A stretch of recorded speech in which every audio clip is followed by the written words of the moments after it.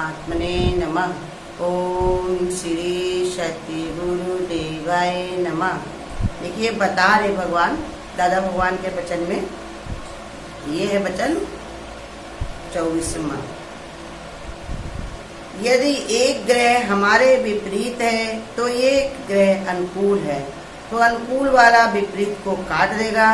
यदि प्रतिकूलता अनुकूलता पर हावी है तो भी मुझ ब्रह्म पर कोई प्रभाव नहीं पड़ता।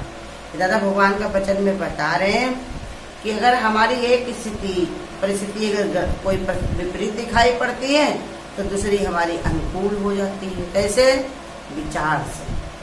कैसी भी स्थिति परिस्थिति हमारी हो, लेकिन फिर भी अगर हमारा आत्मिक विचार है तो फिर हम वो तो फायदा हमको होता ही होता है। इसे बता रहे भगवान कि कितनी भी तकलीफ हो इंसान को, लेकिन भूख लग जाए या नींद, फिर उसको नींद आ जाए भरपूर, तो समझ लो वो भी एक फायदा ही फायदा है। परेशानी है एक जगह पर, लेकिन दूसरी तरफ उसको एक शांति है जो भूख लग गई। इतनी है चिंता, उसको समस्या बहुत है, लेकिन वो उसके अंदर तक अभी गई नहीं है, ऊपर ही है। ऊपर से जैसे समुद्र में लहरें होती हैं, ऊपर ऊपर दिखाई पड़ती, लेकिन अंदर तक वो नहीं उतरती, क्योंकि वो इतनी गहराई है। ऐसे ही जो निस्वरूप में रहते हैं, परमात्मिक विचार में जो रहते हैं, तो उनके अनुकूलता प्रतिकूलता से कोई प्रभाव नहीं पड़ता है। ना वो खुशी में पागल हो जाते हैं और न दुख में वो गमहीन होते हैं। यही बता रहे भगवान, दादा भगवान। तो विपरीत और दूसरे हमारा भगवान जब मेरे साथ में है तो डरने की क्या बात है। जाके ऊपर प्रभु सामरिया सो दुख कैसे पाए, और बाल न बाका कर सके चाहे जग बैरी हो जाए। इसलिए भगवान के भक्त को सब कुछ ही अनुकूल होता है, कुछ भी प्रतिकूल नहीं उसके लिए रहता, क्योंकि उसके परमात्मा की शरण ले ली, और जिसने परमात्मा की शरण ले ली तो उसके लिए कोई भी चीज प्रतिकूल नहीं होती है। तो इसलिए भगवान ने बता रहे, दादा भगवान अब ये बता रहे 25वां श्लोक। सूर्य में प्रकाश है मेरा, चंद्रमा में रोशनी हमसे है, तब सब ग्रह नक्षत्र पर हमारा प्रकाश होगा, ना कि ग्रह का हम पर प्रकाश होगा। क्योंकि हमने ही आज आँख खोली है, तब हम ही ने आज देखो प्रकाश देखा है। जिस दिन हम आँख बंद कर देते हैं उस दिन प्रकाश निकला होता, लेकिन हमसे कोई मतलब नहीं होता। मूंदो आँख कतम कुछ नहीं, मुझसे उपजा है संसारा, मुझ में ही सब लीन हो।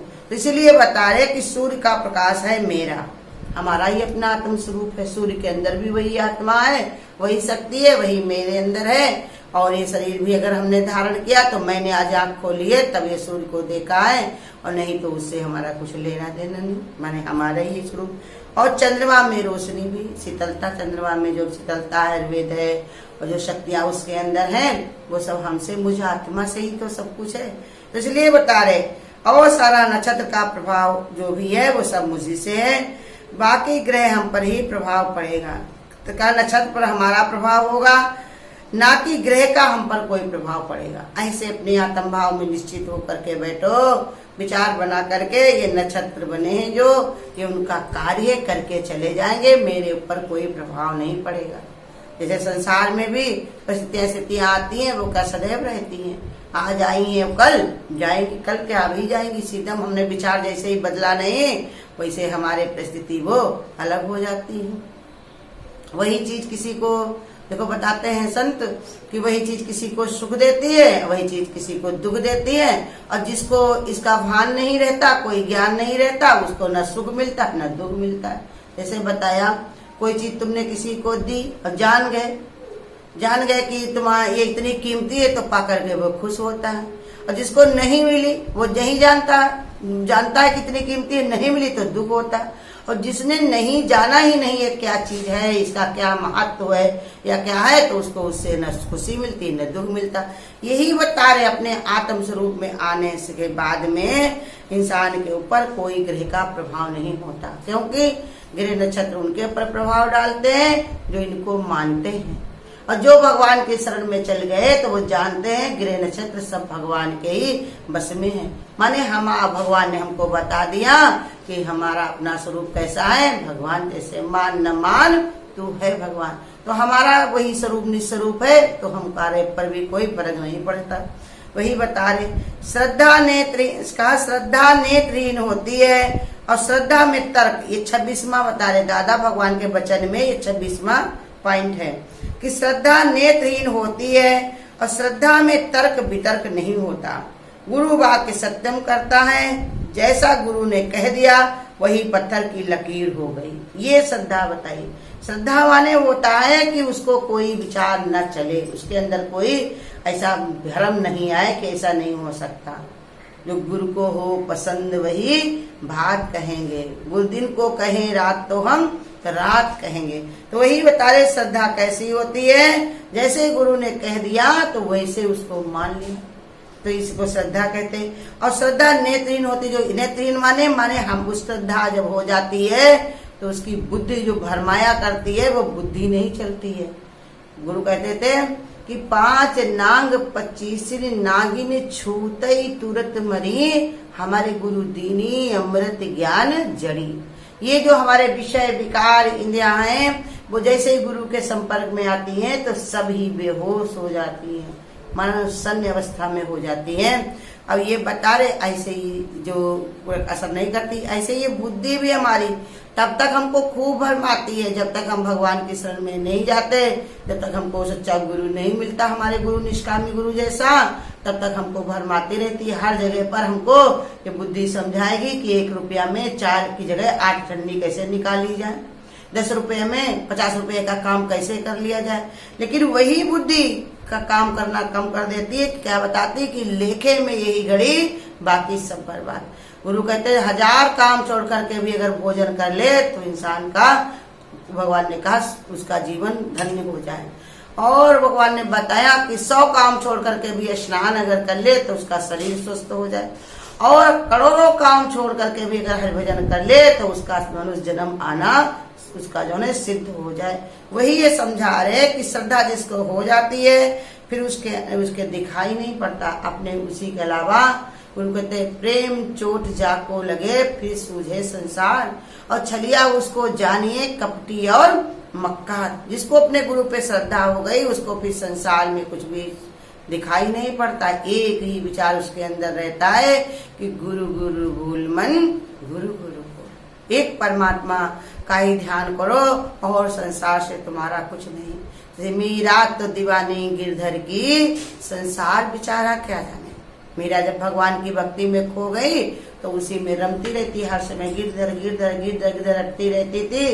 गुरु में वही आवाज, ताल में वही आवाज, हर समय उनके करताल बजा करती थी, गुरु बोला करते थे। ऐसे ही भगवान के भक्त का भी जीवन बन जाता कि सांस उसके उठते बैठते बस हरिभजन के अलावा और कोई चीज का गुरु कहते विचार नहीं होता। तो वही दादा भगवान बता रहे हैं कि श्रद्धा नेत्रहीन होती है, श्रद्धा में तर्क वितर्क नहीं होता। गुरु वाक्य सत्यम करता है, जैसा गुरु ने कह दिया वही पत्थर की लकीर हो गई।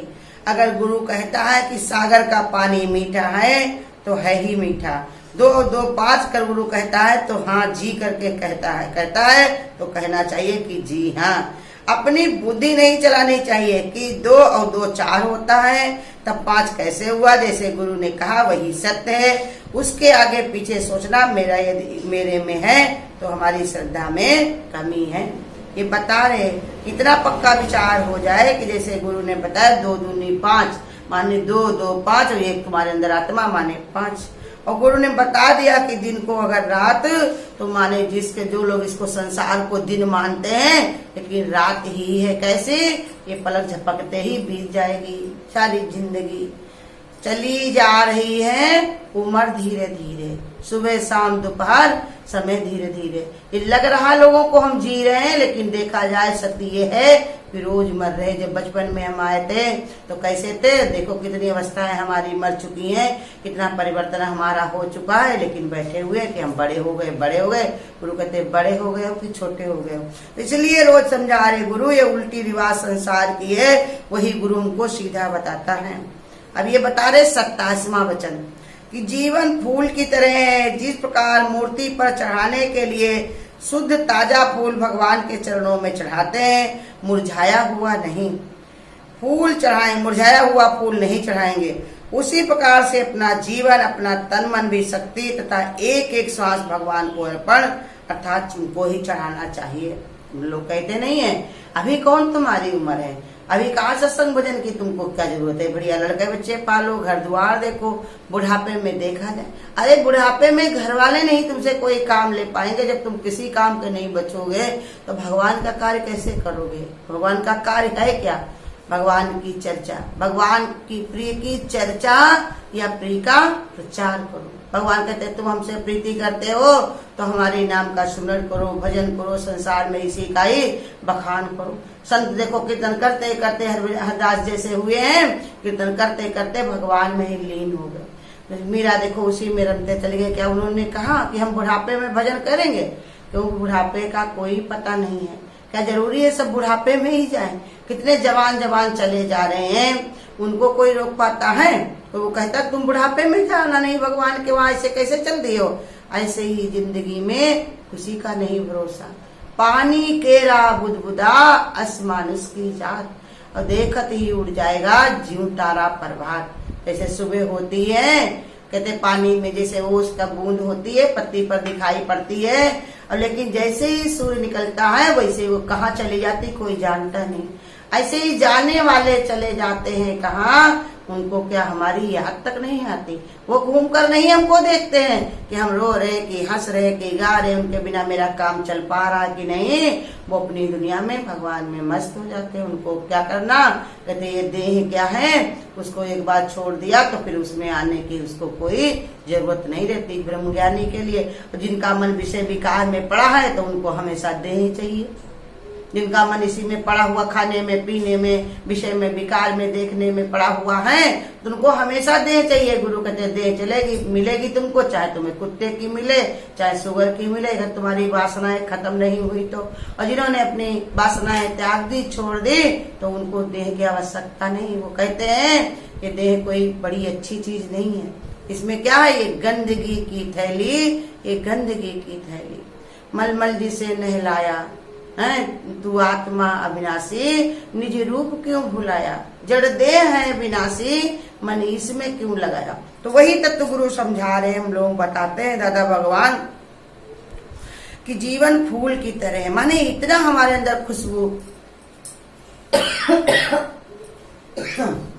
जीवन हमारा कैसे हो, खुशबू से भरा। और खुशबू कैसे भरेगी, गुरु कहते सुंदर विचार से, सुंदर भाव से, सुंदर कर्म से। खुशबू की तरह का जिस प्रकार मूर्ति पर चढ़ा, जिस प्रकार भगवान के अच्छे से फूल जो होते भगवान को चढ़ाए जाते हैं, वैसे ये बता रहे। इसलिए तो गुरु कहते हैं जो भी कार्य हो सब गुरु को अर्पण करो, और इस भाव से कार्य करो कि हमको अपने गुरु को अर्पण करना। देखो एक माता जो थी तो वो गुरु शरण में आती थी, कहती थी भगवान जी हमारी बहू हमको खाना जो है बचा खुचा दे देती है, सब छुटा हुआ जो भी मिला होता है वही हमको दे देती है, हम बड़ा परेशान है, उसको कुछ कह भी नहीं सकते। तो गुरु ने कहा कि तुम कैसे खाती हो माई, तुम रोटी खाना कैसे खाती हो। कहना ऐसे ही खाते, जैसे सब लोग खाते वैसे हम भी खाते हैं। तो गुरु ने कहा कि जब तुम्हारी बहू खाना दिया करे तो जो भगवान बना रखे, जो मूर्ति बना, जहाँ पर अलवारी बना रखी भगवान की, तो वहां पर पहले तू चढ़ा दिया करो, अब फिर खाया करो, तो फिर तुम्हारे सब भगवान सब संवार देगा। परमात्मा सब पर कृपा करता है। तो इसी के कारण माता ने वही किया, जो उसको मिलता था वो ले जाकर के वहां भगवान को चढ़ाने लगी। दूर से बहू ने देखा और कहने लगी, बहू ने कहा ये क्या कर रही है, ये क्या कर रही हो। तो कहा क्या भगवान, आज हमारे गुरु ने बताया कि जो भी खाया करो वो भगवान को अर्पण कर दिया करो, तब खाया करो। यही हम आज भगवान को अर्पण करके खाने जा रहे। तो बहू ने कहा नहीं नहीं ये वापस करो, अभी हम तुम्हें दूसरा बना करके देंगे तब चढ़ाना। तो उनको बराबर बढ़िया सा अच्छा स्वस्थ बना कर दिया, तब चढ़ाया, तब खाया। बाहर से भी अगर चढ़ा के कोई खाता है तब भी उसको शुद्ध ही चढ़ाया जाता है भगवान को। और गुरु कहते अंतर्भाव में तो शुद्धता इतनी होनी चाहिए हमारी कि सब भगवान को अर्पण, हृदय में बैठ कर भगवान हमारा हर समय हमारे कार्य को करवाता है और उसी के ही अर्पण हो रहा, ऐसा भाव में हमें कार्य करना है, ये गुरु सिखाते हैं। तो उसी प्रकार अपना जीवन, अपना तन मन की शक्ति तथा एक एक श्वास भगवान को अर्पण अर्थात चढ़ाना चाहिए। इतना हमारा शुद्ध भाव बने कि जो भी है ये सब भगवान के लिए। के रंग क्या देखूं तेरा दीदार काफी है। करूं मैं प्यार किस किस से, तेरा ही प्यार काफी है। जगत के रंग क्या देखूं, तेरा दीदार काफी है। झूठी रिश्तेदारी ने फैलाया जाल झूठा है। झूठी रिश्तेदारी ने फैलाया जाल झूठा है। प्रीति तेरे हो भक्तों से, यही परिवार काफी है। प्रीति तेरे हो भक्तों से, यही परिवार काफी है। करूं मैं प्यार किस किस से, तेरा ही प्यार काफी है। झूठे साज और बाजों ने किए हैं कान ये बहरे। झूठे साज और बाजों ने किए हैं कान ये बहरे। सुनूं मैं नाद अनहद का, यही झनकार काफी है। सुनूं मैं नाद अनहद का, यही झनकार काफी है। करूं मैं प्यार किस किस से, तेरा ही प्यार काफी है। जगत के रंग क्या देखूं, तेरा दीदार काफी है। चमकवा रोशनी से मेरी भर आई है ये आंखें। चमकवा रोशनी से मेरी भर आई है ये आंखें। देखूं एक नूर तेरा ही, यही चमत्कार काफी है।